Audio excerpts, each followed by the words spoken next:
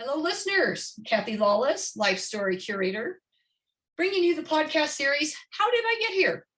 A series of interviews designed for people just starting out in their careers, people in transition, or possibly feeling stuck, and giving them access to the stories of people who have been there, done that, so that they might be inspired with some new ideas, or maybe just comforted knowing they're not alone, that everybody starts somewhere, and everybody goes through times of transition and times when they feel stuck. Today, I'm very excited to be interviewing Melinda Cross, who is a communication specialist with an emphasis on book writing. Welcome, Melinda.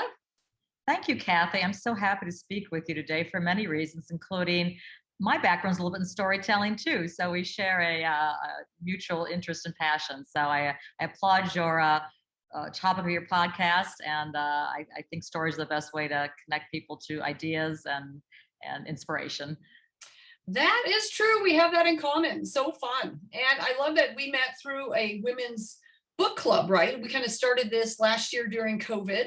And it's been one of those things that we all just are in that personal development, learning and growth mode. And this is kind of an extension of that, I guess. So yeah, books have played a huge role in my life. They've always been a thread, but there's been times when they played more of a role, less of a role. So we'll talk about that as we go along here. Yeah, I can't wait to hear how you got to where you are today. So, but I always like to start with the icebreakers so that the audience gets a better sense of you as a human being. So tell us where you grew up, what part of the country or what part of the world, and, kind of what your family dynamics was, how many siblings, where you were in the birth order, that kind of thing. And how you think that shaped you then. Great. Yeah, I grew up in Duluth, Minnesota. It's way up northern Minnesota, 110 miles from the Canadian border. A beautiful, beautiful part of the Midwest and Minnesota. But, by my standards, even as a young girl, I thought it was way too small for me. I mean, I love being outdoors. I had great friends, great education, but I just was a big reader, and I was reading about places like Paris and London and Africa. And I'm like, I think I want to go see the rest of the world. So I actually told my parents at a very young age, like, I'm not kidding you, like 8 years old, I'm not going to live here when I grow up. So I was a little bit of a handful from day one. That's awesome. That is awesome. You had big plans from your small town. So how many siblings did you say that were? Yes, I'm the oldest, and I have a younger sister and a younger brother. But you're right. As much as you might think DNA might supersede birth order, there is something about birth order. And I was the oldest, so I was pretty much the ringleader, we're going to do this today, and we're going to play fort at this time, and we're going to play, racing cars at this time.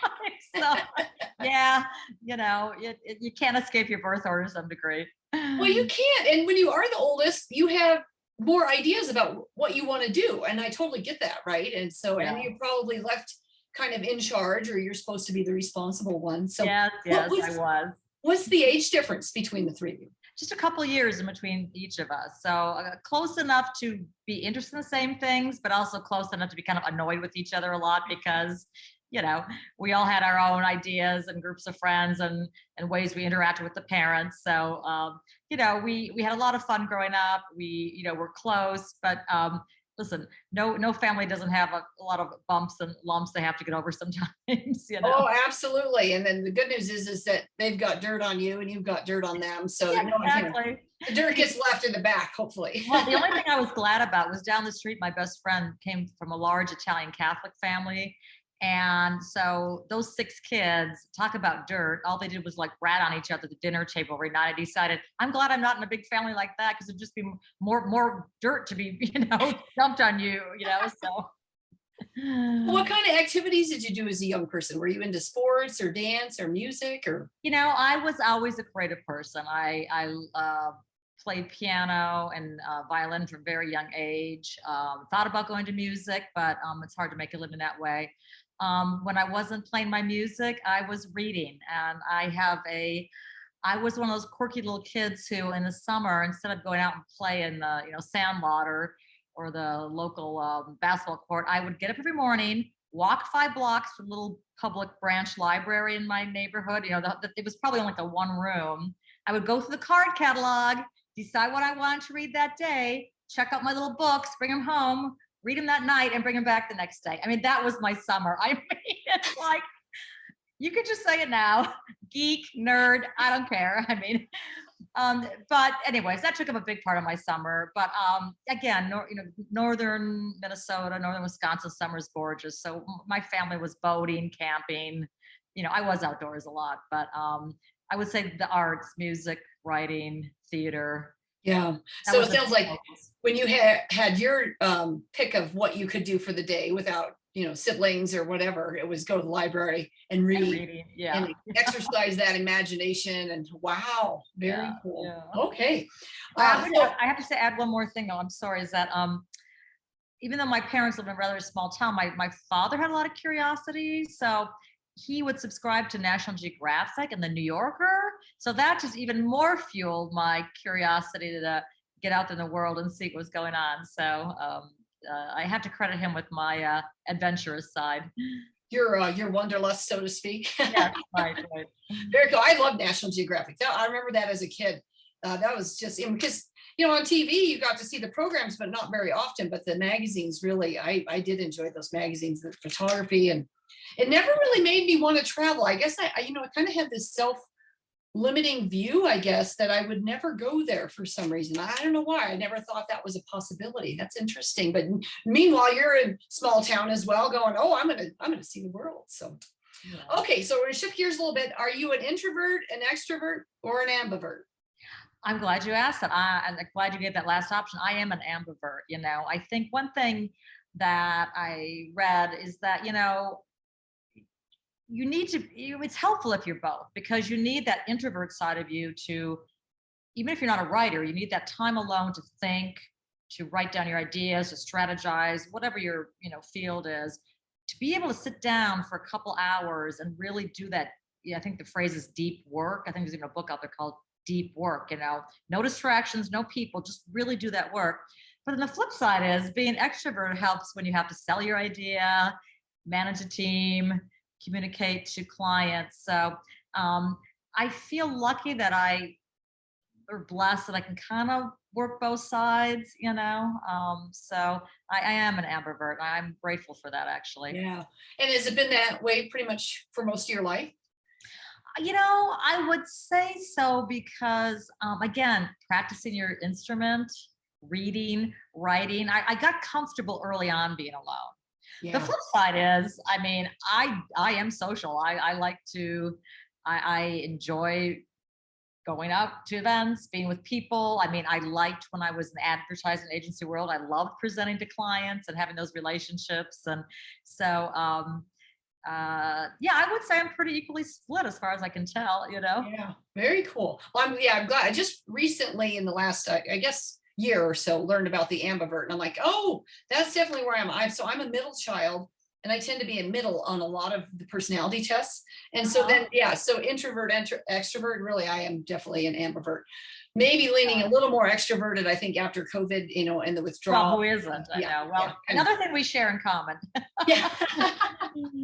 Okay, on the fun meter scale of 1 to 5, 1 being couch potato, 5 being life of the party, where do you put yourself?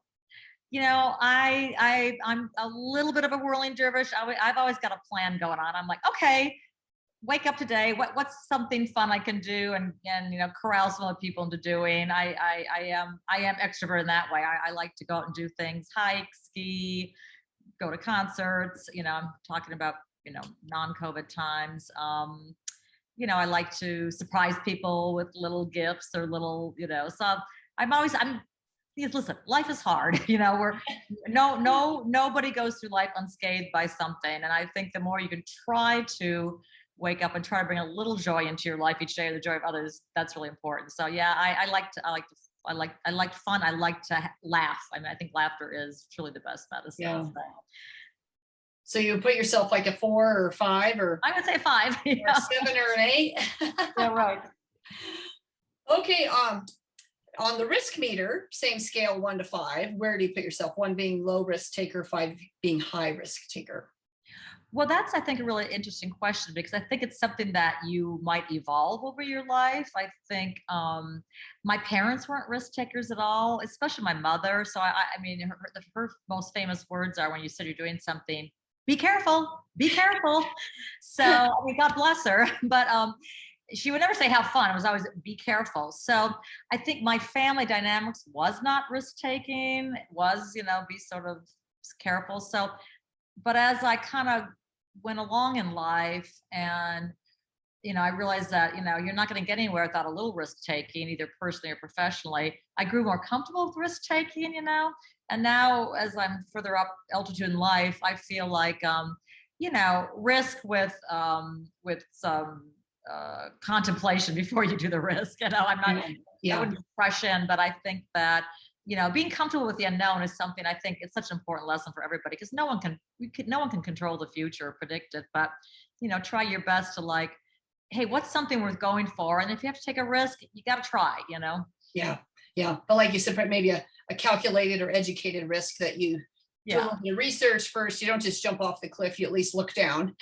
Yeah. Right. How deep is it, or measure how far?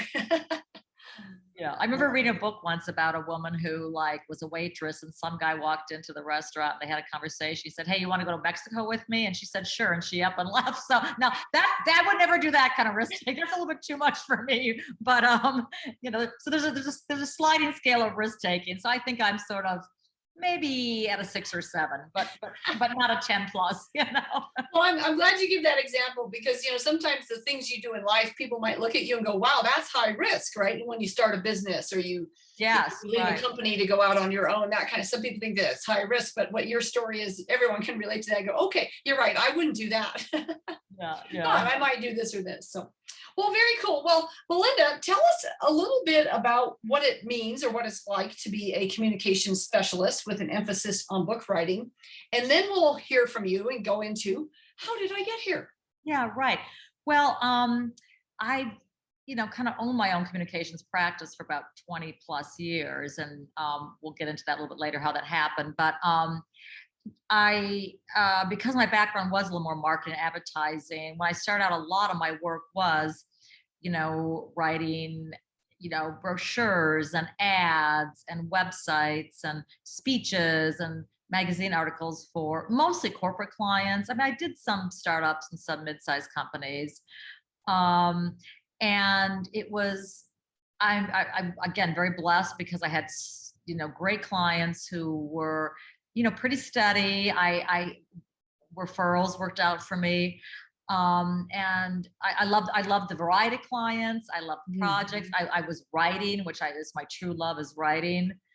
But after doing it for about 15, 18 years, I sort of felt like, I felt I'd sort of tackled, or at least attempted to solve every marketing issue or communications issue that might come down the pike, and across all kinds of industries. I've worked in, CPG and finance and technology. So I mean, again, very lucky to have seen a broad swath of business communications. Then I started getting a little hungry for maybe something even more creative. And so through some friends and peers that started working more in the book publishing world, they said, "Hey, I think you might be really good at, being what they call kind of a ghost writer," although now that's kind of morphed from the phrase collaborative writer, in the nonfiction world. So I'm not writing novels. I'm writing, books for first-time authors. A lot of them are business people, maybe executives, academics. I've done some corporate histories, and again, that was nothing but the universe or pure luck. I mean, in the back of my mind, I probably thought, "Gee, wouldn't it be great to write a book someday?" But I had no idea how does that start? I didn't go to any publishing school in Columbia, in New York, or someplace else. And so it was a little bit just happy accident that I just knew enough some people, and they said, "Hey, I think you might be good at this." So much gratitude to them and the universe for stepping in and helping me kind of return to what I really loved as a young girl, which was books, Yeah, very cool. So it sounds like when you say, "Oh, I want to write a book someday," you actually have written probably dozens of books, but it's for or with other people. It hasn't necessarily been, "Oh, you want to write a book because you want to write either a fiction book or right. maybe a particular topic." So wow. Right. Very I mean, cool. and this is maybe something interesting that maybe or maybe you don't, or anybody listening, is that most nonfiction books, I mean, probably like 70 to 80% of them are written for the author by somebody else. I mean, because it comes down to a couple of things. Time. I mean, to write a book is typically a nonfiction book, 50 to 70,000 words. That's a big manuscript, and that just takes a lot of dedicated time. And most people, when they're doing something else, they have a business or they're a team to manage or a company to run or a course to teach. I mean, you have to almost devote 3-4 hours a day to writing a book if you want to get it done in any reasonable amount of time. So I'm sort of hired to kind of put the get that elbow grease going. Part of my job is to listen to them and understand their voice. They can provide me with the content, the written content, but I also need to be on Zoom with them or on a call to kind of get to hear their how they speak. A lot of it's being their coach and their therapist, because like anybody creating something, you get stuck. I have a phrase called the messy middle. It's like you go on a path with the part of the story or part of the book, and you're like, I'm not sure this is working, we got to do some adjustments. So I kind of help them understand that that's part of the creative process, is to be sometimes you're a little uncertain where it's going, but you just have to keep working, and you have to kind of trust the process that, if you put your mind to it and really use your good, thinking powers, the answer will appear, Yeah.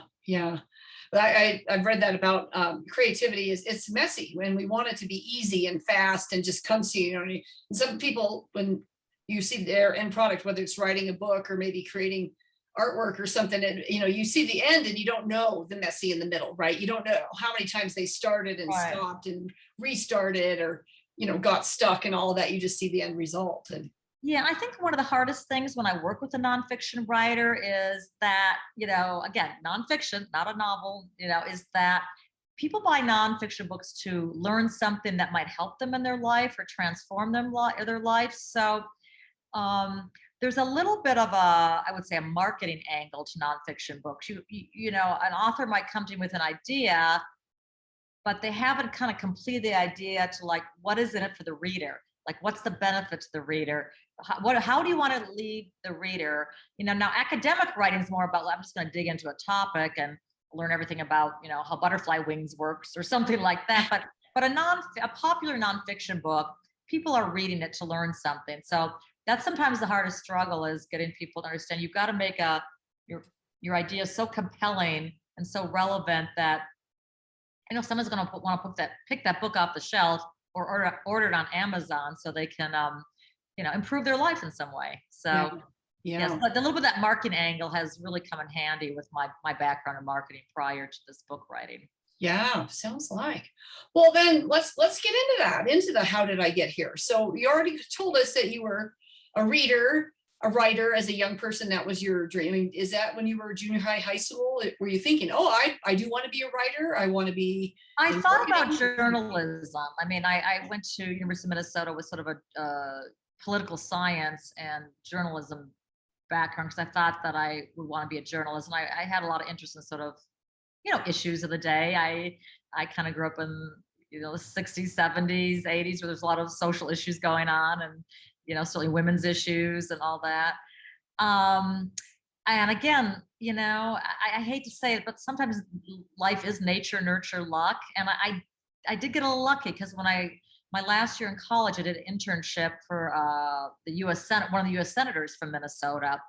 And when my internship was over, they asked me if I wanted to go to D.C. and work in the DC office. So that was pretty crazy. I know. So here I am. Your first out of state experience, so to speak. Yeah, basically. My parents, I think we took a trip once to California, once to Florida, but that was about it, besides Wisconsin, which doesn't really count as, Yeah. But so here I am, this 22-year-old who barely 4 years earlier was still living in Duluth. So be careful what you wish for, because all of a sudden I was like this like Dorothy, like, what am I doing in Washington, D.C.? I was like so naive, but it was a fabulous experience for many reasons, seeing firsthand our U.S. government at work. Number two, Capitol Hill at that time especially was nothing but a bunch of young kids right out of college. So my fun meter was off the charts when I was in DC. I mean, it was like every night after work, as all these young adults are out there, from all around the country, because a lot of them came to work for their U.S. senators. It was a lot of fun, but I quickly realized that I had no stomach for politics. If you think it's nasty today, I mean, I thought it was nasty back then. So I mean, it was probably 1/10 as nasty as it was today. So I had no stomach for that kind of, I don't know, way of doing work or whatever. So then I thought to myself, okay, well, what can I do with writing and communication? So I went to Northwestern University in Chicago and got my master's there. Now, again, this is the early 80s, way before cable, way before all these million channels and millions of online websites. And I realized that I didn't want to go back to a small town, because when back then you had to start in a small town in journalism. You had to start at the, Ames, Iowa newspaper, or the, Abilene, Kansas TV station. And I'm like, I can't do that. I mean, my dream was to be in a big city, So I quickly pivoted and put together a portfolio to get a job in an advertising agency. So, I have to say, in all honesty, in some ways, it was a fork I took on the road that I kind of gave up a little bit my passion around issues, because, selling Kraft cheese and McDonald's hamburgers is hardly improving the world. But you know what? Again, you can't get everything you want all the time, every year of your life. So my choice then was I wanted to stay in a big city, still write. I kind of gave up my issues passion for a while. But again, there's trade-offs to everything. So I think that's something you learn, is that you can't get everything you want. Well, few people get everything they want all the time, so. Yeah. Eventually you kind of figure stuff out about, well, what's not working with your value system, or, I've earned this much now, but now what can I do next? And, and then there's other opportunities. But yeah, when you're just starting out too, you got to take the opportunities in front of you. And if those opportunities aren't there, you take what you get. Yeah. So I went from the fun meter of Capitol Hill, a bunch of young people, to the fun meter of, advertising agency. So it was not that far removed from Mad Men, even though it was the 1980s and early 90s. So I won't get into my Me Too stories here at all, but I mean, it was a little bit of a rough and tumble world for women advertising back then. But I did have some great bosses who, just continued to build my craft of writing. I think that no one's born a great writer. I mean, well, very few people. And, I realized that I wanted to continue to work my craft. So when I wasn't working, I was sometimes taking classes at night on different types of writing.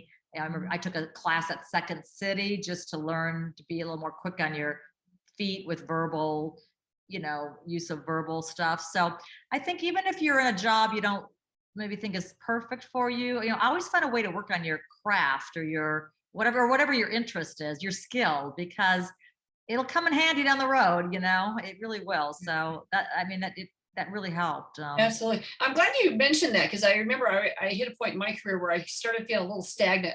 But I was, I was a vice president. I was, when I look at my salary, and I'm like, am I really ready to shift? Or do I need to find other outlets that are going to give me maybe something that I'm not getting out of my job? My job can't be 150% of everything in my life. And so, yeah, I was, I found a women's leadership organization that I could be on the board of directors for, so you find other outlets sometimes. Or when you're like, when I was just starting my career, I remember I was a supervisor, but I didn't have a degree. So I went to school part-time while I worked full-time. So you're right. You kind of just figure out, how can I help continue to invest in myself to figure out where I can keep going and growing and getting to that next level. Right. And I think one thing that happened in the advertising agency world, I mean, I wasn't the most secure person. I was a little insecure. Again, I always had this, like, I'm a small town girl who somehow got to the big city, and I'm not as smart, I'm not as sophisticated, and there's nothing more brutal than an advertising agency in the creative department, especially back in the day. I mean, they exist to, like, tell you how stupid your idea is and how bad it is, and it's a fight it's a fight to get your idea to the client, and it's a fight to get the client to choose your idea. I mean, it is sort of a mini Hollywood in that way. So Oh, there's a yeah. lot of nastiness and a lot of put down. So I began to get really sick of sort of the toxic culture of advertising agencies, and I was really pretty miserable. And I think I looked back at some journals recently. I was like, God, I was really miserable. And I thought for a while maybe I wanted to go work in corporate America, and I had friends that had migrated to bigger companies, and I did some interviewing, and that didn't feel right either. It didn't feel creative enough for me. I mean, and I was in Chicago now at this time, and I love Chicago, but it is sort of big conservative companies, you know, the big food companies. There wasn't anything startup-y about Chicago. Maybe if Patagonia had been there, I would have fled there, or a Starbucks or something, but it was a pretty conservative corporate culture, and that didn't feel right either. So, you know, it was 1999. There was a big internet boom going on. The economy was going gangbusters. At that time, my son was about 6 years old. I was a little tired of all the traveling involved with advertising and production. So I decided to go on my own. Now, that was a risk. Yeah. I felt it was a calculated risk because I had a lot of contacts, and I'd spoken to my accountant. He ran the numbers up. Well, if you just work 30 hours making this much money, you can replicate your salary.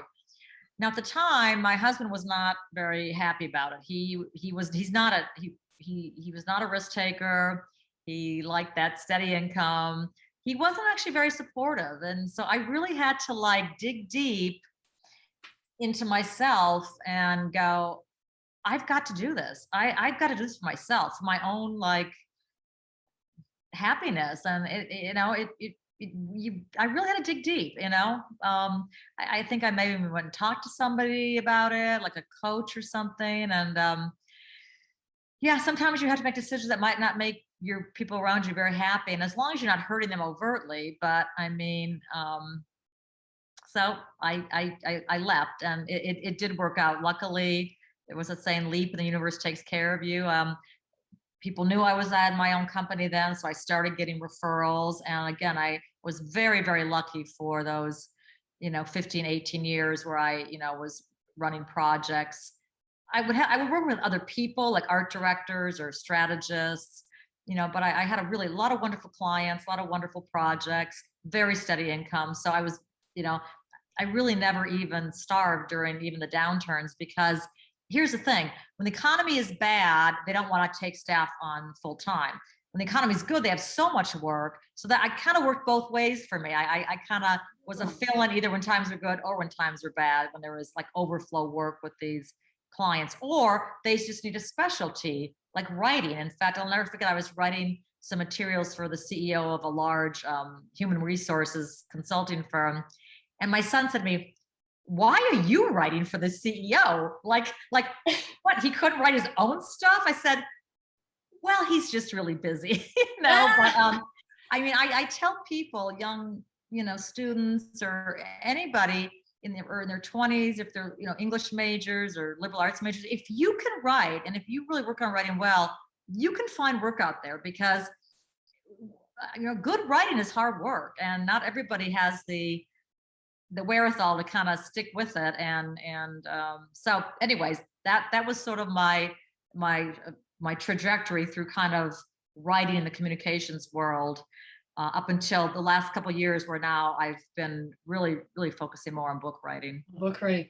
Well, it sounds like your first two jobs anyway were in very, I don't even know what's the right environment. You use the word toxic environments. You're in politics, and then you were in advertising, and it was like both of those seems like they were, so aggressive maybe, or that, yeah. And then you go out on your own, which I would also say you would have to have a point, or a certain demeanor of aggressiveness to sell your ideas still. But it sounds like people were coming to you now. They knew enough about you, and your network was wide enough. Maybe was a big help. Yeah, I mean, I would have to say, I think all creative people, a little bit of insecurity, but I mean, yeah, being in those two fields, politics and advertising, did nothing to boost your or my self-confidence. I would say, I I had some, these clients, and they were big companies. I had some clients who would say to me, you're really good at what you do, and you come through with like good ideas, and you come through on time, and and and after all those years of sort of being like in these toxic environments, at first I sort of didn't believe that. It's like, how weird is that? I was like, I think just be nice or something. So in some way, I kind of got myself rebalanced and better balanced, being out on my own. And I had some, like, maybe it was the Midwest. I had some really great Midwest clients who were very kind. I really never had a bad client experience. I think if you're communicative, with them, you express, make sure everyone knows what's going on. I'm not that you don't have disagreements, but I think, if you're open and fair and, communicate early and often with your clients, things tend to go well, I think. So, Yeah. So maybe they saw your work product and saw it was so good, they didn't need all the other, they could avoid all the craziness of the ad agency. And yeah, they sometimes. selected the reliable work source that Yeah. they could depend on. So, But another big challenge, as much as, I love to write, I worked out of my house, and, that was way before remote, working was even a thing. And so I was sort of well trained for COVID, because I was used to working out of my house a lot. But that being said, it can get really lonely. I did miss the being in an office, the camaraderie. So I really had to work hard to, like, maybe go to some professional events, try to schedule a few lunches or a few. I would say the one thing I probably didn't do really well was kind of continue to network, because again, I had a son. I was busy with his activities. I was trying to keep my income going. I would say one thing in hindsight I didn't do very well. I could have probably been a little better networker. Business was coming in, so I didn't have to network for business so much, but I think I could have just networked better, just to kind of have a little more broader view of what was going on in the world, not feel so lonely at working at home. So I know people cringe when you say the word networking. Maybe there's a better word for it today. I don't know, building affinity alliances, and I know it's hard when you're a working parent, or you've got, other responsibilities. But if you can just find even a couple hours a month to try to get out there and meet somebody out of your sphere, I think it's good on all levels. yeah, it's funny. There was a point I did that. I woke up and, you're in corporate and you're like, wow, my whole network is within my company. Right. And sometimes people don't realize that until they get laid off, or until something happens. And they're like, I really don't have a network, and now I need one. And that's kind of the hardest time to build a network, because then you almost feel desperate and you feel like you're a taker, you're not a giver. And networking is a lot about, well, let's just meet, let's just connect and see, what we have in common and how we might be able to help one another. And so, yeah. Yeah. When my son graduated from college about 5 years ago, and he moved to New York City, and he had a job at a nice corporation. And I said to him, that was my only advice to him was, once you get settled, he's in the technology world, he's a software developer. I said, try to find some groups that, or at least one that you can get out and meet people outside of your organization. Maybe they can bring a new skill set. So I think he found a couple, or at least one or two groups on Meetup, I guess, that Meetup app. And sure enough, he ended up making some really good friends. And now he's at a smaller startup, and he's hired some of these friends to join his startup. So, I think building that network early on, you just never know where it's going to take you, or you can help take someone. Again, it's not just about taking, it's about there's nothing more rewarding than to help, someone, find their way too. Oh yeah. I enjoy that most often, more than helping. I bet you do. Yeah. Which is like, oh, I can connect you to you and this and that. No, look at this. I know. So gratifying. Yeah. Well, and I would guess too that you being at an ad agency, because you were working with so many different clients, that immediately gives you a network. I worked at a corporation. Yeah. We had banking clients, now that I think about it, that if I wanted to have worked at a bank, maybe I could have, tried to contact, but all of those banks were out of Colorado. And, so I will say joining that women's leadership organization here in Colorado was probably the best thing I ever did. Gave me just exposure to other women leaders at my level. at different companies. And then you also get to, assess that, well, how good or maybe jacked up is my world compared, what have I been tolerating that I haven't even realized this may not be a great environment, or wow, I'm in a really great environment and I need to keep perpetuating this and keep, helping others with a hand back and hand forward. Yes. And you know what's been so enriching or just affirming to me in this book world is that when I first decided I'm going to really put a lot of focus here, I joined a couple organizations. One's called the Nonfiction Authors Association. It's a woman she's based out of San Francisco. She puts on quite a few events during the year, but a couple of big conferences. I've taken another couple courses online, and so far the people I've met in the book publishing world as sort of the more providers, like the writers or the editors, it's such an open community. I mean, people share everything. They share their tips, they share what their fees are, so you have a sense of what can you charge for different types of books. That's good. The fact is, it's hard to write, as a collaborative writer. A book takes about 6 months to write, and you can kind of overlap the books. So like, you might be doing the research on one while you're finishing writing the other one, or vice versa. But you're probably not going to write more than 3 or 4 books a year unless you're, I don't know, super.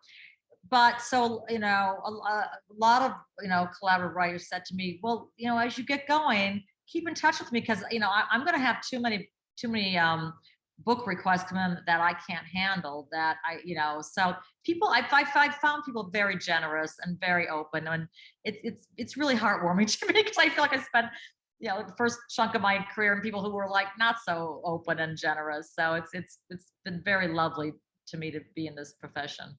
Wow, like a whole 180. Yeah, right. Yeah, totally. And now you're thriving. Well, Matt, I'm so glad that you shared that collaborative nature of it, because you're right. I mean, I can see how if you're writing a book, you have all these ideas swimming in your head that you need to organize and get out. If you were writing another book, all those ideas are in there swimming and they need to get out. I mean, that could be kind of. Well, you're also trying to keep the author's voice going. So and then the author's voice. Yeah, then all that. Wow. I guess I guess there's kind of going back to, I think you mentioned limiting beliefs earlier. I mean, I think there's kind of 2 ways you can think about the world. There's plenty enough for everybody, so don't be, so selfish or closed about sharing things. And there's other people who think like, oh no, there is not enough, and I have to protect every little bit. So I like to take the other road, and I feel like even if you feel you might be getting a little short in the deal, sometimes it always works out. You know what I mean? I still believe a little bit. Maybe it's naive, but even if you give a little more than you get, it's going to work out in the end. Yeah. Yep. I would say I'm in the same camp there. Yeah. It's in our nature. So, well, Melinda, I could probably chat with you all afternoon, but we do need to start wrapping up. So, if you would kind of give us a reflective view back on what do you think served you best when you look back on your career? And it can be a strength or a personality trait, or maybe a discipline or a habit. What do you think has served you best? I think a couple things. One is, I always took great pride in my writing craft. I mean, I remember even when I had a crappy assignment in the ad agency world,